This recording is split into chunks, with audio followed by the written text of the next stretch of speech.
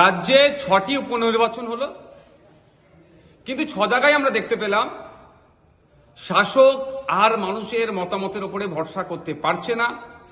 ক্ষমতা দেখিয়ে বুঝজাম করে বিভিন্ন অবৈধ পন্থা অবলম্বন করে এগুলোকে জিততে চাইছে। ইন্ডিয়ান সেকুলার ফ্রন্টের পক্ষ থেকে হাড়োয়াতে আমরা প্রার্থী দিয়েছিলাম বামেদের সমর্থন নিয়ে। সেখানে গত রাত্রে থেকেই আমাদের এজেন্টগুলোকে টার্গেট করে তাদের উপর আক্রমণ চালিয়েছে, তুলে নিয়ে চলে গিয়েছিল, দীর্ঘক্ষণ আটকে রেখেছে, মারধর করেছে। গত রাত থেকে কাণ্ড কারখানা চলছে।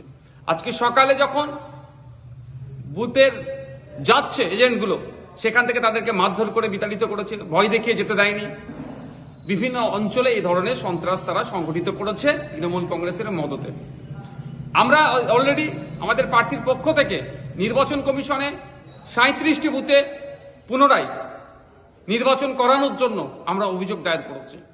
শুধুমাত্র হাড়োয়া নয়, আর বাকি যে 5টা বিধানসভায় উপনির্বাচন হয়েছে, সে তালডাংরা থেকে শুরু করে নৈহাটি, প্রত্যেকটা জায়গাতেই শাসক তৃণমূল কংগ্রেসের গুন্ডা দ্বারা, তাদের সমাজবিরোধী মানুষদের দ্বারা নির্বাচনকে প্রহসনে পরিণত করার চেষ্টা করেছে। বিভিন্ন জায়গায়, কোনো জায়গায় প্রার্থী আক্রান্ত হয়েছে, কোনো জায়গায় আপনার বুথের এজেন্ট আক্রান্ত হয়েছে। এইরকম ভাবে মানে ক্ষমতা দিয়ে, জোর দেখিয়ে, কখনো জায়গায় প্রশাসনের সহযোগিতা নিয়ে জেতার চেষ্টা করছে। আমি ধিক্কার নিন্দা জানাই তৃণমূল কংগ্রেসের এই স্বৈরাচারী মনোভাবকে। সাথে সাথে নির্বাচন কমিশনের কাছে অনুরোধ করব, মানুষের মতামত প্রদানের যে জায়গাটা আছে, আরো দায়িত্ব নিতে হবে নির্বাচন কমিশনকে। প্রত্যেককে সুনিশ্চিত করতে হবে শান্তিপূর্ণ এবং অবাধ যাতে নির্বাচন, এই প্রত্যেকটা নির্বাচনী ক্ষেত্রে। পরিশেষে আবারও বলছি, তৃণমূল কংগ্রেসের পায়ের নিচে আর মাটি নাই, মানুষের মতামতের প্রতি আর ভরসা রাখতে পারছে না।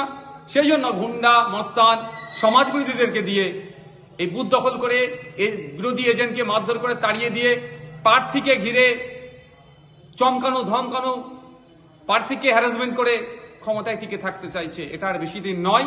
তৃণমূল কংগ্রেসের এই অন্যায়কে আমরা খুবই দ্রুত জনগণকে সাথে নিয়ে গণতান্ত্রিক প্রক্রিয়াতে আমরা এটাকে, এই যে অন্যায় কাজ করছে, এটাকে আমরা বন্ধ করব।